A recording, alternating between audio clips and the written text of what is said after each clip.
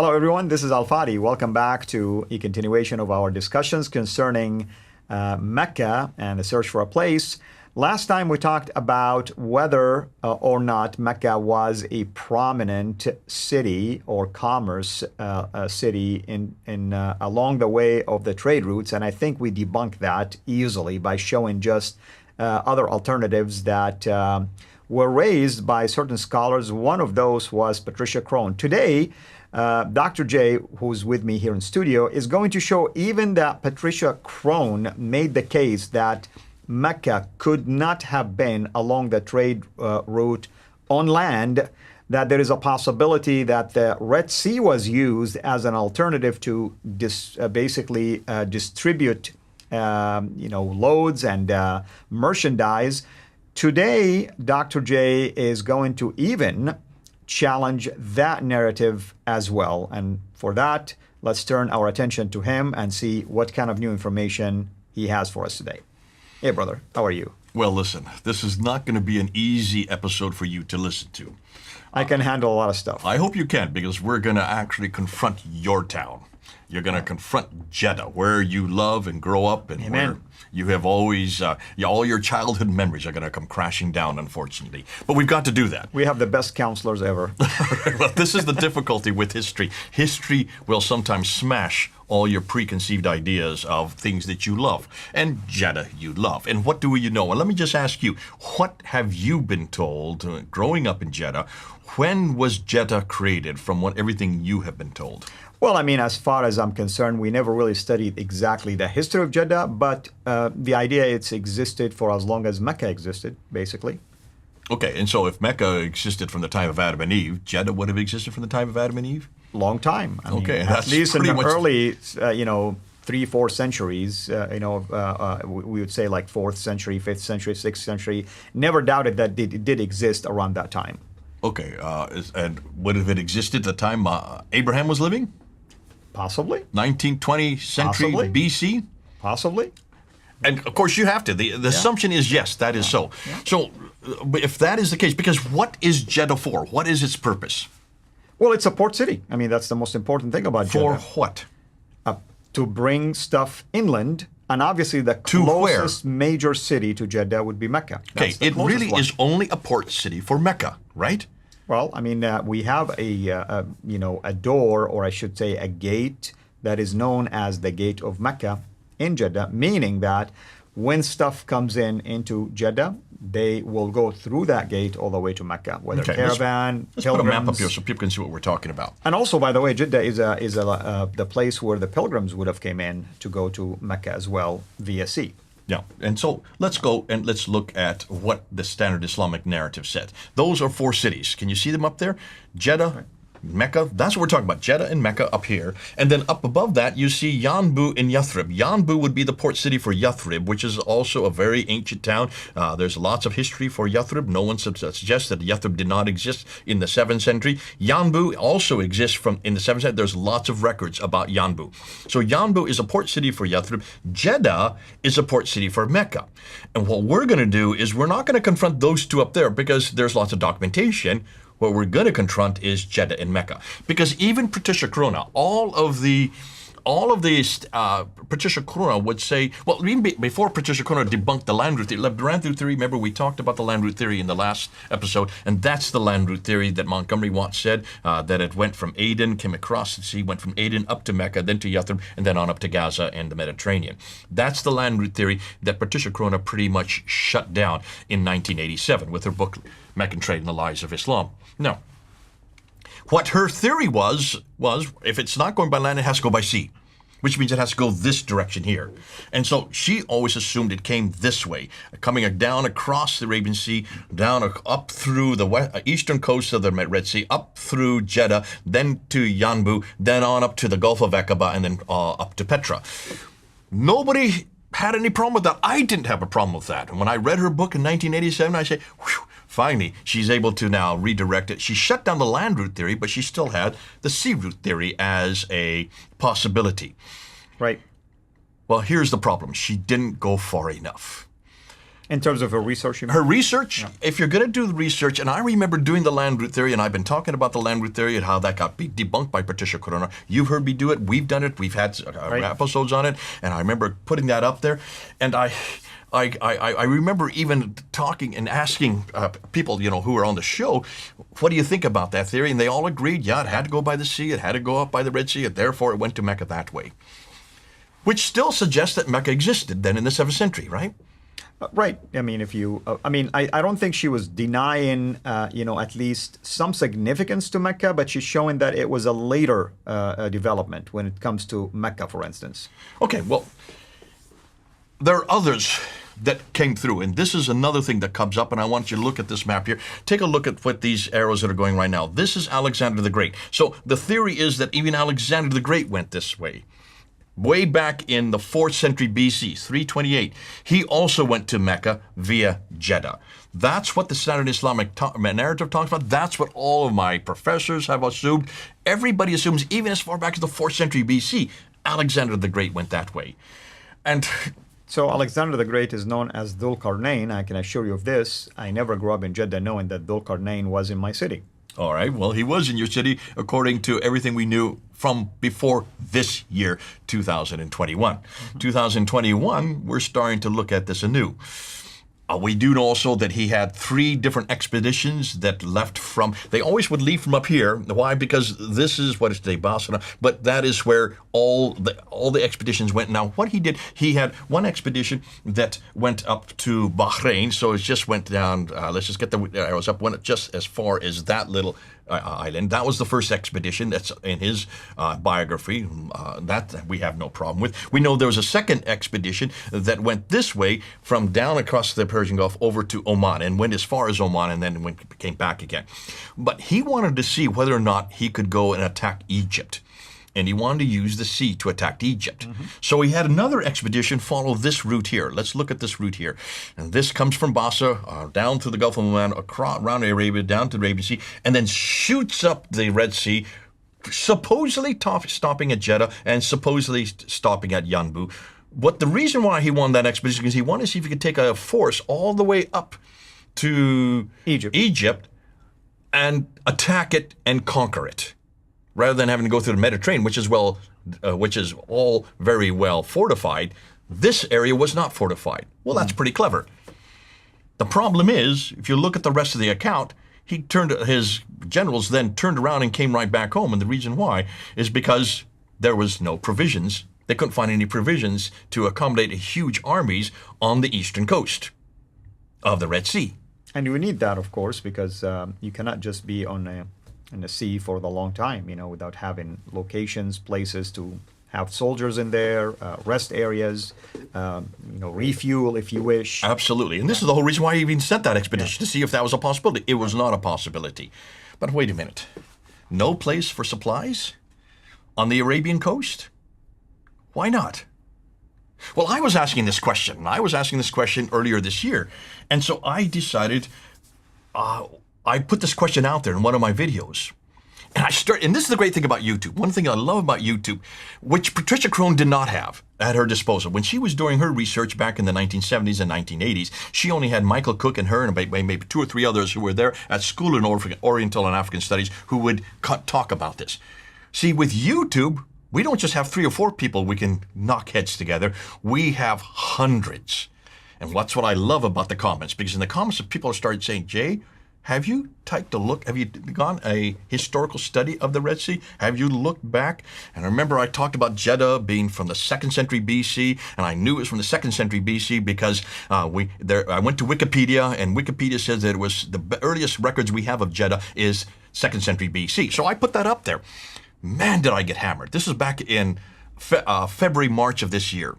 Hammered by people that know that there is other data that contradicts what you're saying, and they wanted to alert you to it. Well, no, they were kind of laughing at me because I was using Wikipedia. They said, you don't use Wikipedia as your source.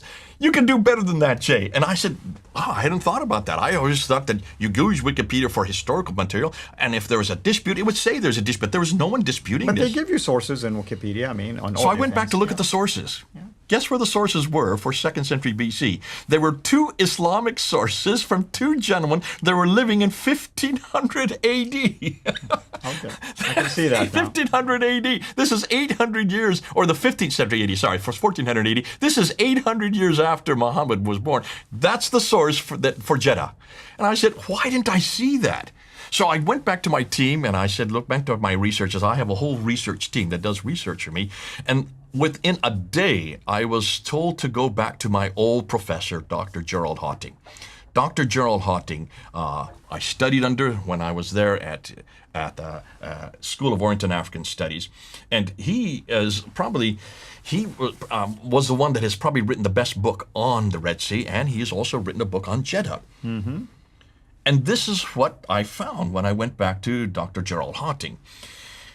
The reason why they didn't go up the Red Sea on the eastern side, or the Arabian side, is because they were on the wrong coast. You don't go up the Arabian coast.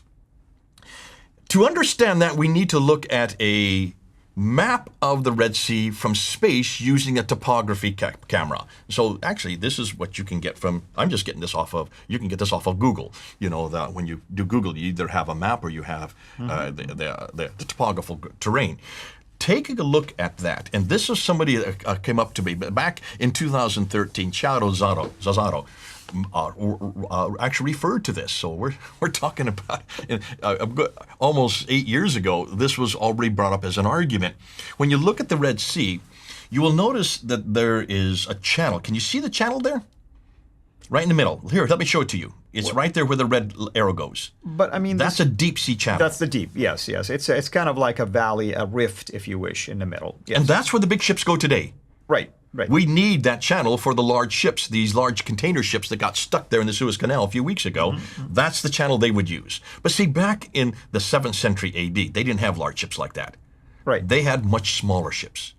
So where are the channels for them? Well, these are the channels for them. Take a look where they are. Those are the golden arrows. See the golden arrows? Mm-hmm. There are two channels on the western side of the Red Sea where all the smaller ships went up. Now, why did they go on the western side and not on the eastern side? Yeah, we need to ask that question. Well, for the very good reason, unlike the eastern Arabian shore, which is the Arabia over on this side, which is very arid. There is no water there. There is no vegetation there. It is desert. You know, you've grown up there. It is, you have to salinate your water there, and there's not large fields, rich fields. You import most of your vegetation because now today they are now creating fields because today in the 21st century they can do that, but not in the 7th century. None of that existed. They didn't have desalination plants in the 7th century. They did not, couldn't find water. There was just no water along the eastern coast. So there were not large populations. If there's no water, there's no vegetation, there are no people. But that's not the case for the western coast of the Red Sea. The African coast was very fertile. The African coast did have water. If you have water, you have vegetation. You have vegetation, you have people. You understand that. Everybody understands that. So the west coast had easily accessible ports. And we know their names. Now, this is my material. This is what I'd realized that I needed to do some research. So I went back and said, well, hold on a minute. If the channels are on the western coast, then there should be some historical evidence for that. And that was my next question to you. What evidence are there to support this? This is where you have to go back and do some historical sleuthing. So I went back there and I said, okay, let's see what we can find. And this is what I found.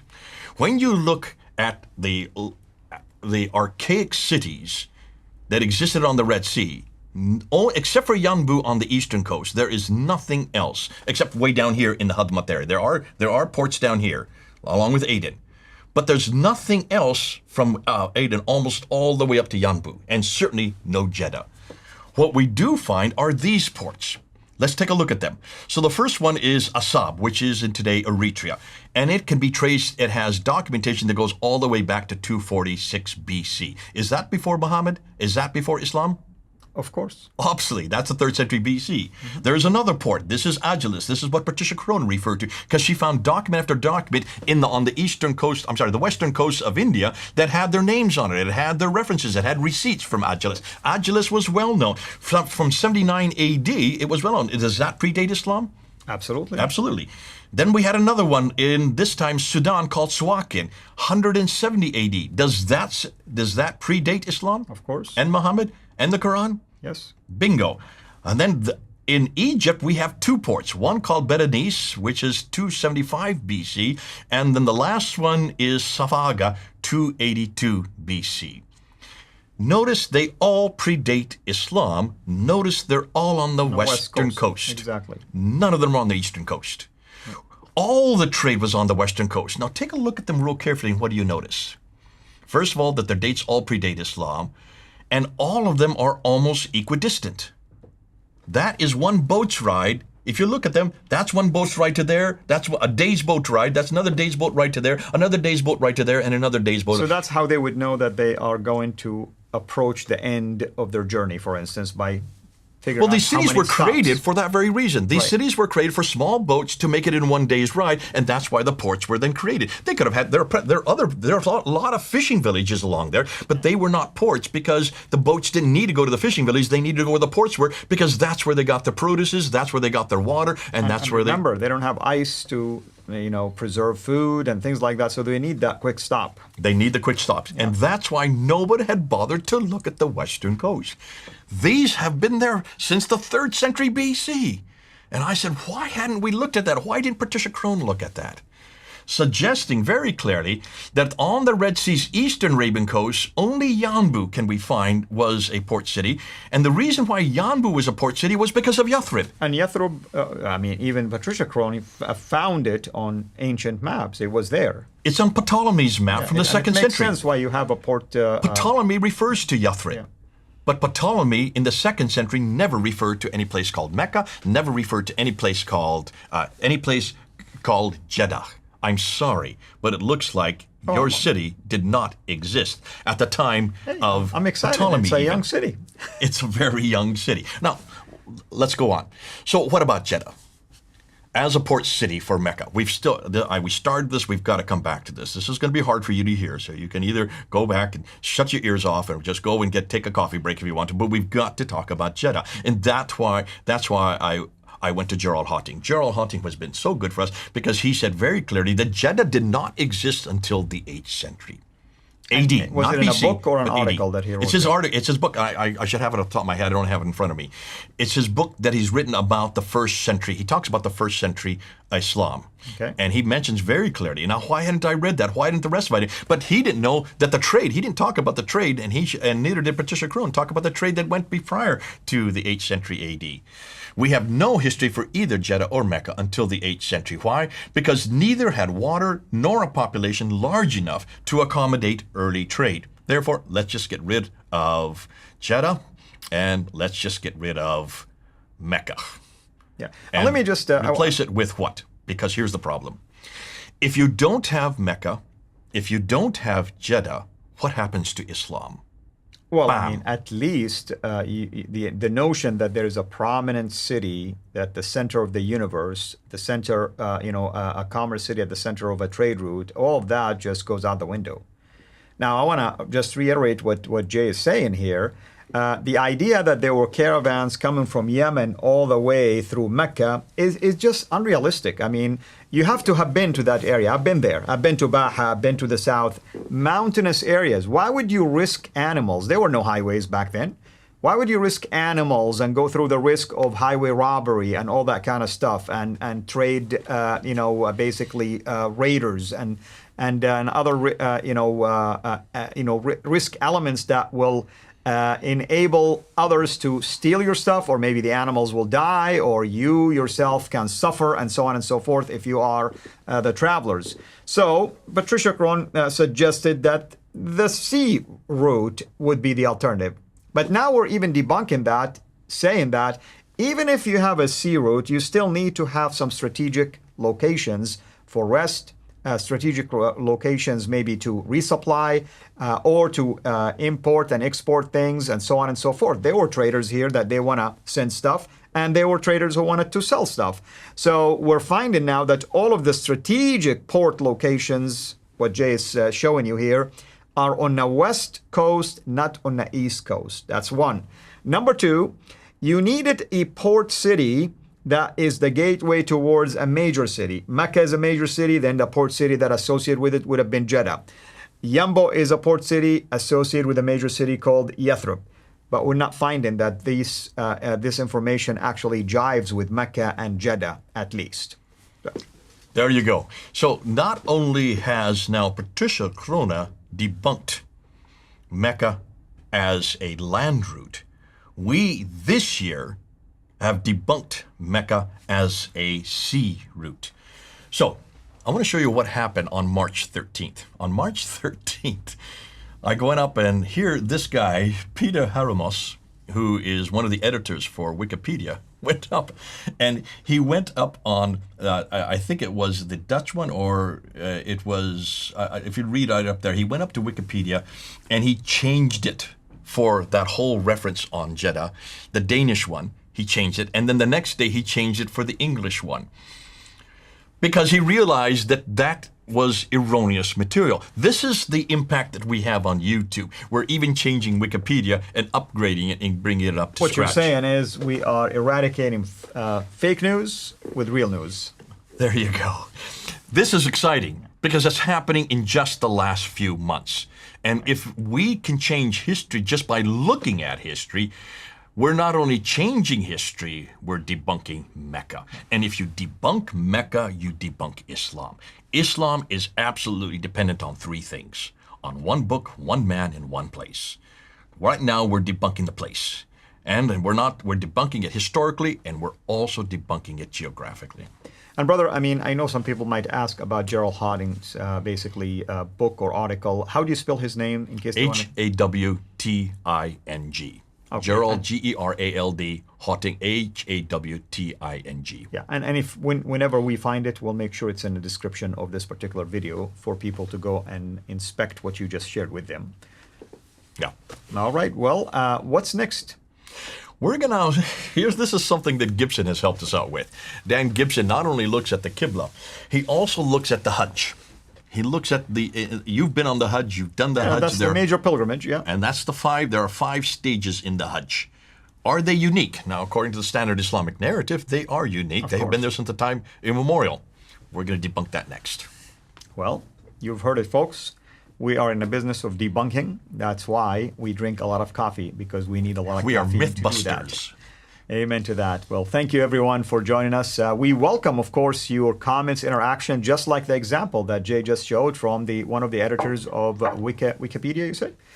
We need interactions like this because we're not really in the business of creating fake news. No. We're telling you, hey, last time we said this, we discovered new material, and now we are showing you that the new material even contradicts whatever has been said about certain areas. Now, even if the new material goes against what we have concluded last time, it's okay with us. We're researchers, right? I mean, we want to be fair, we want to be honest, and we want to present to you the facts, and you still have a responsibility to go and inspect what we're sharing with you. I mean, I tell people this, you are without excuse anymore. I mean, Patricia Krona didn't have YouTube, but you have YouTube.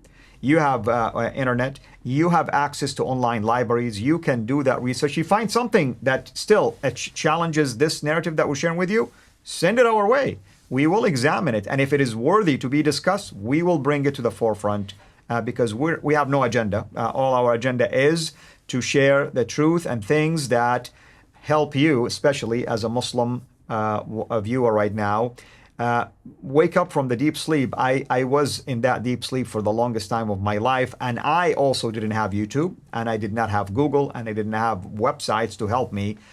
You have that now, and you're without excuse to say that you are still insisting that the standard Islamic narrative is true.